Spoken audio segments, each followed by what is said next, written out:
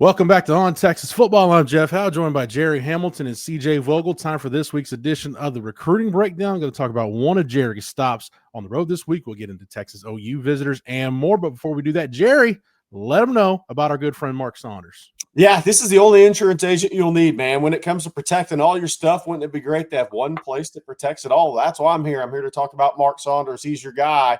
He serves the Austin and Round Rock area in the entire state of Texas. That means he's the only insurance agent you'll need, from that home, car, and boat to your motorcycle, RV, and an ATV. It's hunting season. I know you get ATVs are out. Call Texas All-State agent Mark Saunders' office today, 512-218-8571. Wait, 571. You'll be in great hands with the over 35 years of experience that Texas alum and Texas All-State agent Mark Saunders brings to the table. Again, give him a call today, 512-218-8571. All Texas football is in good hands because Mark Saunders sponsors every edition of the Recruiting Breakdown, and we thank him for that. Gerry, let's get into your visit to Waxahachie. We've had Cohen Brown on the channel. We've talked a lot about him. One thing that I want to start with this. Your tweet yesterday, you had a photo of him at practice and said you've heard from some college coaches, people in the scouting community. He's getting some Matthew Golden comps, which I find really, really interesting. Yeah, and anytime that's said, that doesn't mean they're saying he's going to be a first-round pick, right? But I think that the point of it is he is a guy he plays receiver, he plays corner, he plays wildcat quarterback, he plays in a return game. He's just a baller, right? But he's got really good hands. He gets in and out of cuts. He shows signs. He's a physical guy. And I'm not going to say he's undersized. He's 5'11", 190. He's almost built like a high school tailback, but undersized versus – the 6'3", 215-pound receiver, right? So, but he plays above that from a physicality standpoint. He's just got a lot of want to. I think the two coaches I've talked to, and CJ's seen it. Y'all heard it on the interview with him on the channel, and I saw it yesterday. He practiced the whole – he didn't come off the field. He was at wide receiver, wildcat quarterback, return game, corner. He did the whole install on defense, and he goes down on offense, and he's running a ton of routes. So the guy just plays until he cramps. It's like Quandre Diggs. It's like Matthew Golden. It's like some of those guys. And if those guys stay healthy in the past, they've gone on to have careers in football. And I think Cohen Brown is one of those guys. But I'll say this, CJ, how strong he is. It's one thing to be quick, and he's put up the track times, but he is a strong-looking kid now. He is well put together. He's 5'11", 190. That's the other thing. He told me he'd held his weight since August, through August camp, September, and in the first week of October. He's maintained 188, 190 pounds. He said he was 190 yesterday. So he's been able to maintain that weight. But he's a guy that what's interesting about him, Cohen Brown, is he may be able to come in and play early in college because he's physically ready. He's not one of those guys you have to worry about and saying, okay, well, we got to let him bake for a year and add 15 pounds to his frame. That dude's going to be 195 pounds, and it's going to be a solid 195 on day one in college. You just got to pick up a system now and learn the nuances. Yeah, I was going to go that exact same route, Gerry. His physique matches what you would see in a college wide receiver immediately. I've told this story on the channel. I think Cohen's even told this story on the channel. Coaches at Waxahachie in the past have had to tell him to go home from the weight room in the facility because he just outworks himself. So to your point, Gerry, the work ethic is there, and he's built himself from about 2 years ago when I first saw him. That was not a high-level SEC Division I wide receiver, and credit to Cohen, and this goes back to your point about work ethic. He's built himself into that. I know Matthew Golden is a comp that he gets at times. You also mentioned DeAndre Moore as a guy that you could see with his role in this Texas offense.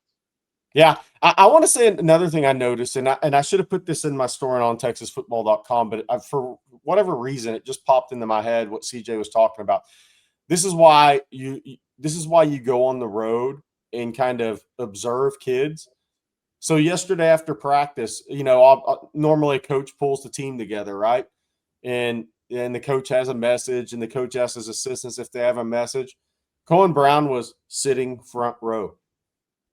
And that's one of those little things that you're like, okay, that goes to football character, all the things we talk about with him. Kids don't always sit front row, right? That's like saying, okay, this matters to me. What you're saying matters to me, and I'm going to show you every day how much what you say matters to me. and how much my actions mean to this team.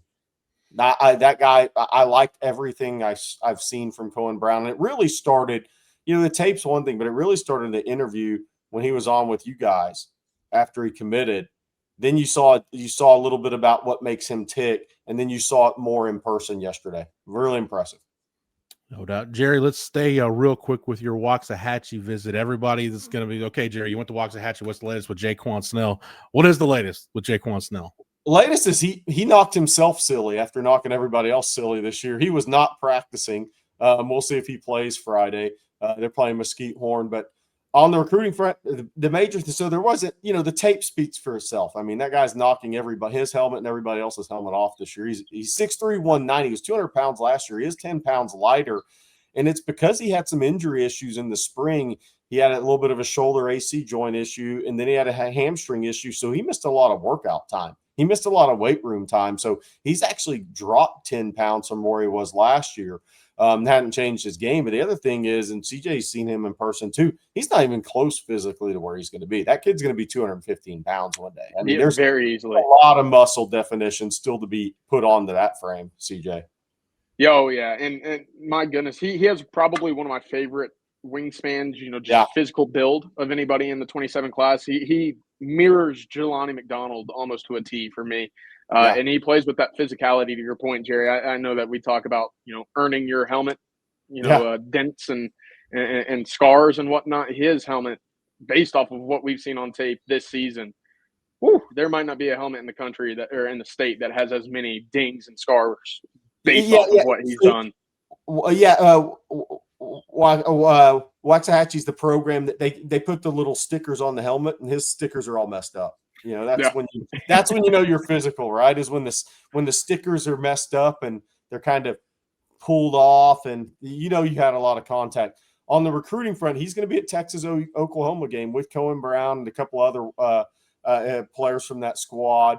And we're going to talk about that later. But the big part in recruiting with Jaquan Snell is he was at A&M last weekend. Obviously, he's at Texas OU this weekend. He's going to Clemson for the SMU game at Clemson October 18th, or he says he's scheduled to be. The big visit, though, CJ and I were talking off before the show, the big visit's November 1st. He's going to Ohio State for the Penn State game.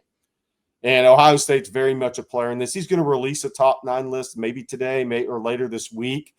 So that's coming. And obviously Texas A&M, both expected to be on that list. But I think, the competition is Ohio State. That was the takeaway from being around the program yesterday a little bit and just talking to people is that's going to be a big visit in this recruitment, I believe.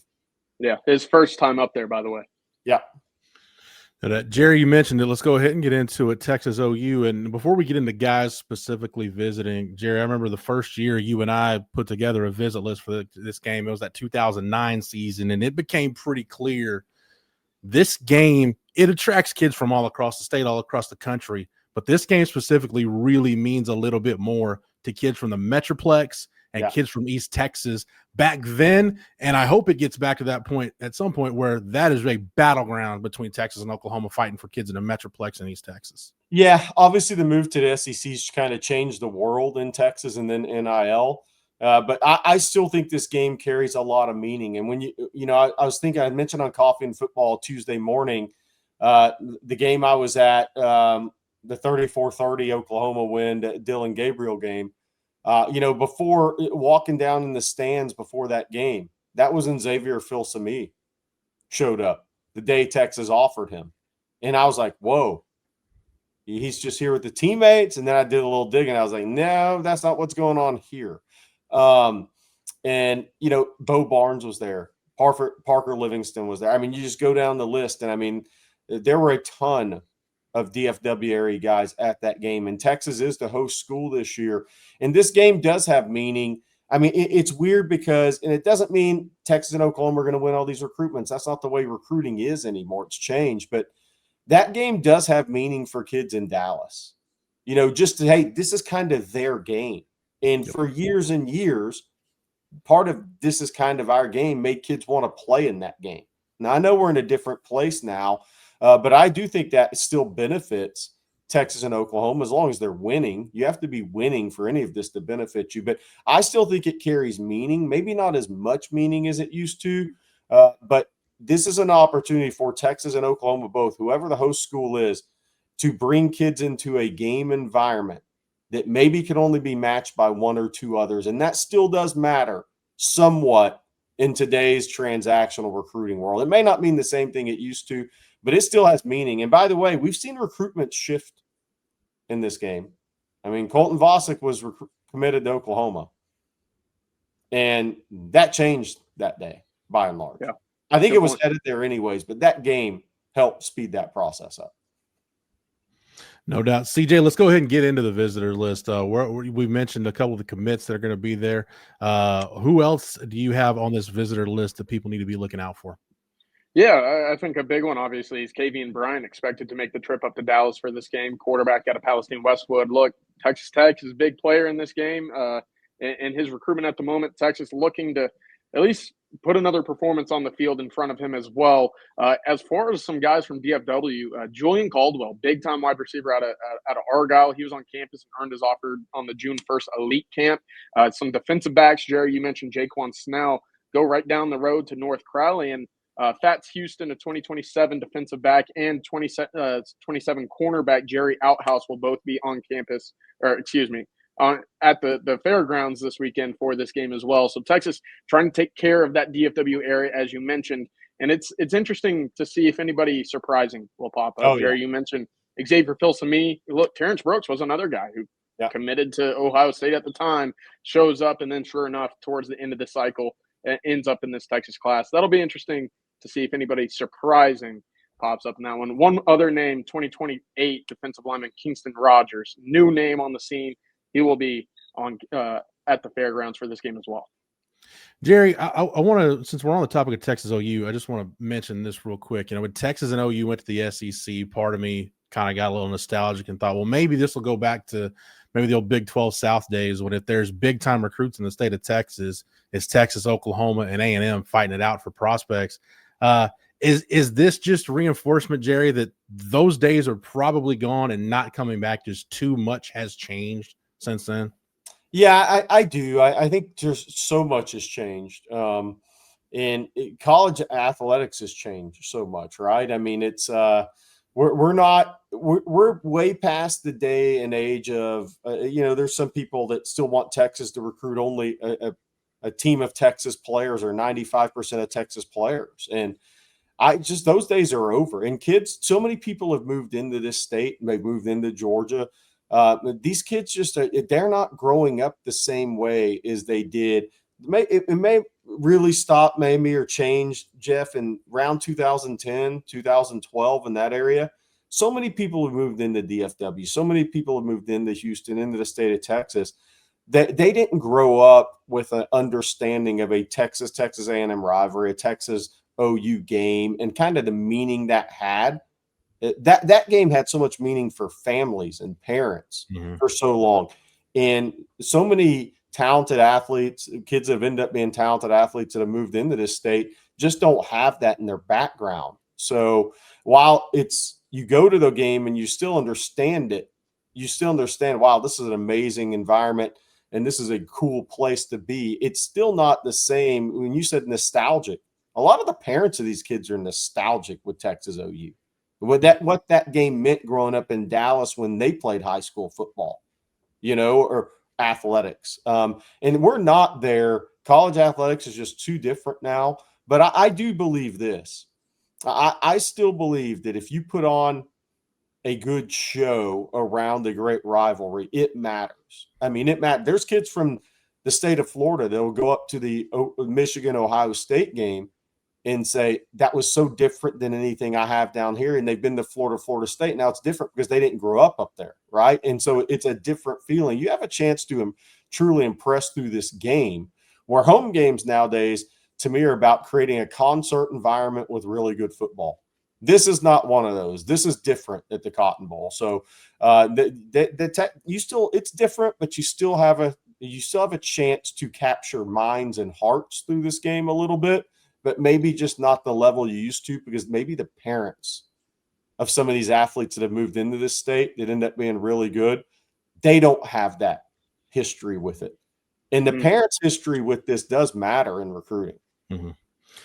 CJ, I'll ask you this, with Texas coming into this game with a 3-2 record, you're about to hit the halfway point of the season.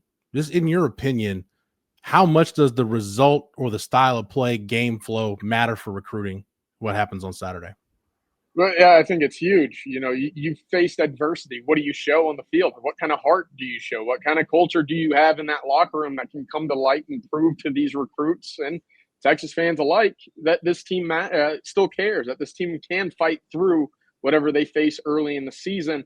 Anytime that you have recruits on campus, they're going to notice things. Jerry, you've talked about this plenty. They're going to notice things that are different from just making a tackle. They're going to notice, how do the teammates come off the sidelines after a big play? How do they greet each other after a sack or a touchdown? Or how do they pick each other up after throwing an interception or allowing a touchdown? They're going to notice that. And especially in an environment like this where momentum switches just so often, that's where your culture is really on display. That's when that camaraderie is at its highest. So that's one thing that I'm excited to see from a Texas perspective, but also Texas needs to be aware of that as well when it comes to hosting these recruits in this neutral site game.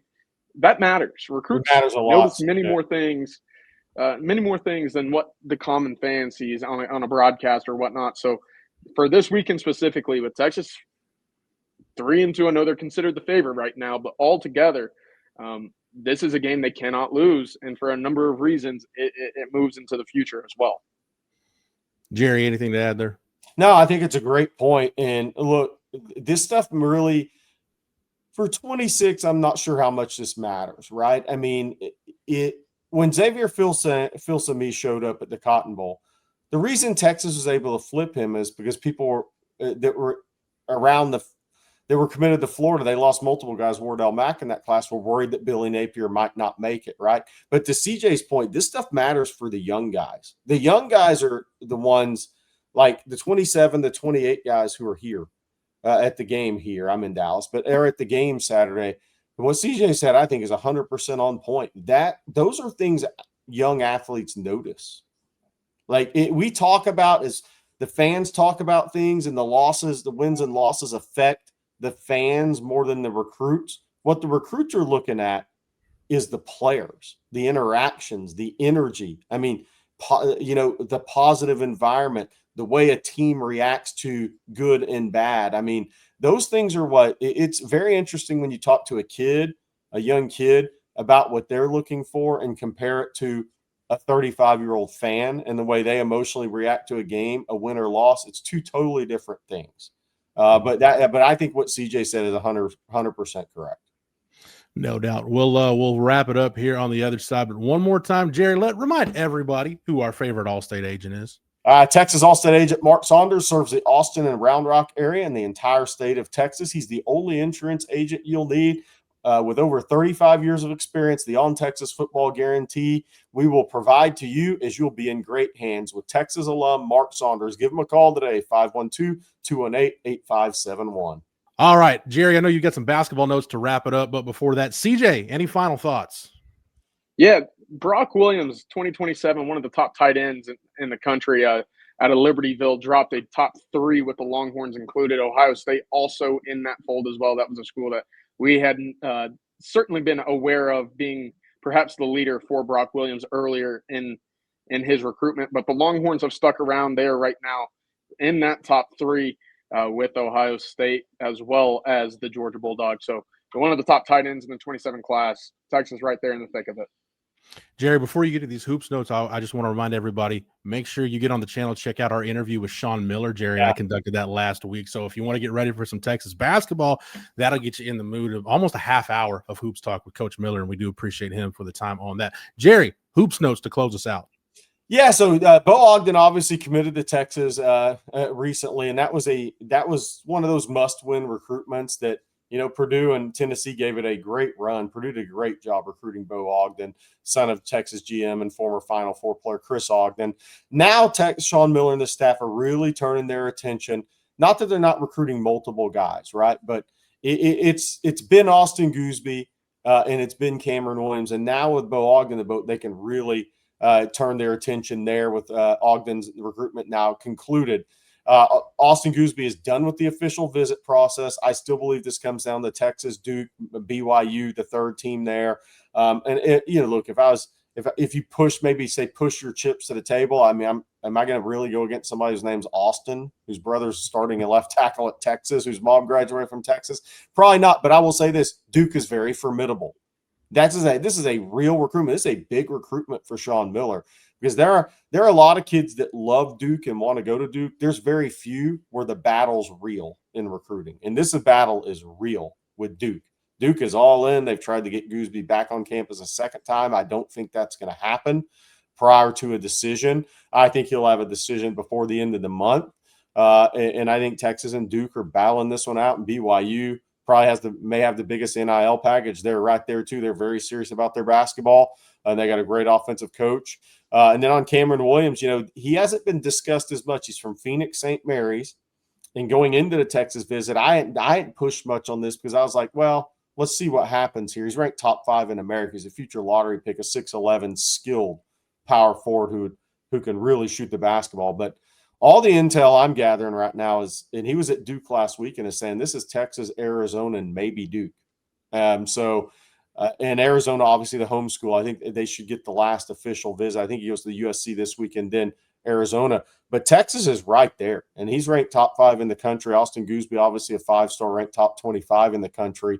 But Texas is very much in it for 2 of the best prospects in the country. And if both of them went their way, Texas would have a 3-man high school class. I mean, and there's still a possibility you could bring in a 4th as a developmental player who would be scholarship 14 or 15, but that guy would have to pass up some mid-major D1 offers and have a chance to play right away versus going to a place to Texas, getting the education, knowing you're not going to play for a while. But the focus is Austin Gooseby and Cameron Williams moving forward, and we'll see. Does Texas win one of those? Do they actually win both of those? Sean Miller's off to a really good start in recruiting at Texas. All the returns from, I've been to a few fall league tournaments or AU tournaments. The returns are all really positive about Sean Miller and his staff. And obviously you normally hear that when people are hired. But in this case, I believe it. Jeff, we interviewed Sean Miller. I think the guy's a tremendous coach, but the returns from the AAU circles, the parents that they're recruiting are all very positive right now. And we'll see what happens with Austin Gooseby and Cameron Williams. No doubt. Gerry, CJ, thank you guys for the knowledge and expertise as always, and safe travels while you guys are out on the road. Big thank you to Mark Saunders Allstate for sponsoring another edition of the Recruiting Breakdown. Thank you to the entire On Texas Football staff. If you're not a member, over at ontexasfootball.com, you can get over to the site right now and sign up. And if you use the promo code OTFOG, that'll get you 1 year of access at ontexasfootball.com for $39.95. Make sure you like this video and that you're subscribed to the On Texas Football YouTube channel. That way you're not missing any of our recruiting intel, either here on the channel or over on the site. For Gerry, for CJ, for Matthew, who produced it behind the scenes, for the entire On Texas Football staff, I'm Jeff Howe. Thank you so much for watching and listening. And until next time, hook 'em.